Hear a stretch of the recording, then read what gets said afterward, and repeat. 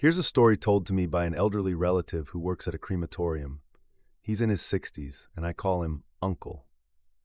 Today's story comes from a person I'll call Little Shen. Uncle works the night shift at the local crematorium, acting as the night guard.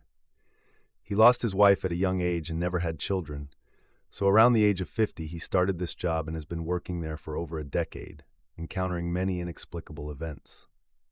During the lockdown, Uncle was isolated at the crematorium, and one day he called Little Shen, who runs a grocery store, asking him to bring a pair of earphones, the kind used with phones, and a pair of blood-stained scissors, repeatedly emphasizing that they needed to be delivered.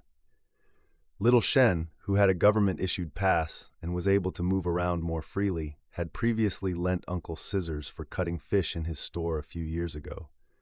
But at the time, Little Shen was extremely busy with 2 phones ringing nonstop, so he didn't ask any questions. He knew, though, that these items must be for some special purpose. After hearing Uncle talk about strange occurrences at the crematorium during holidays, Little Shen kept this in mind. After the lockdown ended, when they finally met, Uncle revealed the reason. Their town is a county-level city with only one crematorium, which serves the surrounding villages and towns for the final rites. During the lockdown, the number of deaths increased significantly, and there wasn't enough space inside to accommodate the bodies. Some had to be placed on makeshift tables outside under tents, and though the harsh winter temperatures in Heilongjiang prevented decay, the situation was far from ideal.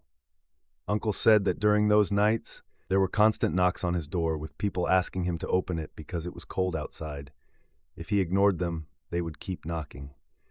This had happened before, but the frequency had never been so high. In the past, he would simply stick a pair of scissors in the door handle, and no one would dare knock. If someone was bold enough to do so, a few harsh words would make them stop. However, during this period, the knocking became much more frequent. 1 or 2 knocks today, 4 or 5 the next day. Uncle, with his many years of experience, was unfazed, but had to get Little Shen to deliver the items. The night before, the scissors that he had placed in the door handle had broken, and the knocking continued throughout the night along with soft whispers.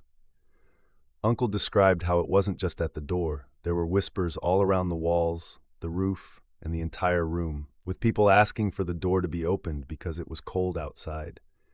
When Little Shen brought the earphones, they offered some relief, but the voices seemed to penetrate directly into Uncle's mind. The next day, Uncle asked for time off, but there was no one to take over as another guard was sick with COVID-19. Reluctantly, Uncle shared his reasons with his boss. The boss, feeling confident, promised to resolve the issue and brought in a middle-aged man, whom he claimed was a famous practitioner of yin and yang arts, known as Master Li.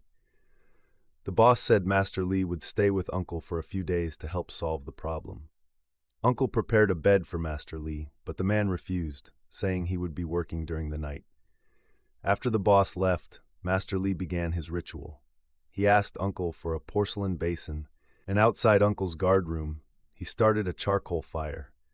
From his luggage, Master Li pulled out a bundle of golden foil paper and began folding it into tiny gold ingots, lighting each one on fire and tossing it into the air. Strangely, as the ingots burned out, the sparks didn't die. They spun around in place.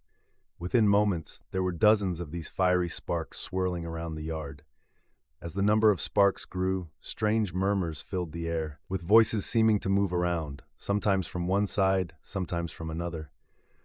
Uncle, who had worked at the crematorium for years, was not afraid, but he had never seen anything so bizarre and couldn't help but admire Master Li. Suddenly, Master Li spoke to the swirling sparks, telling them to stop, addressing them as spirits, and ordering them to move to the southwest. Immediately, the sparks began to move in an orderly fashion, rising into the air and forming a line, drifting out of the crematorium grounds. It was a sight to behold. By 2 a.m., Uncle could no longer stay awake and rested. The next morning, he woke to find Master Li sitting in his room, smoking. He wasn't sure if Master Li had rested, and the two barely exchanged words. That night, the same ritual was repeated, and by the third night, the number of sparks had clearly diminished. Master Lee told Uncle that the job was almost done and that he would leave the next morning.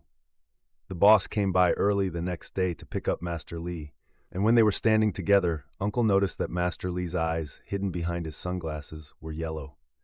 Uncle didn't ask about it. After Master Lee left, the knocking ceased.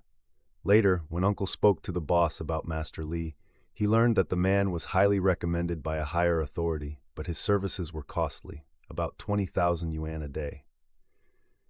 This story felt incredibly real to me, especially since I've seen similar phenomena, tall spirals of rotating sparks in the wind that seem unaffected by the surrounding gusts. The straight line of sparks in the story would have been even more striking. Well, this is the end of the story for today. Until next time.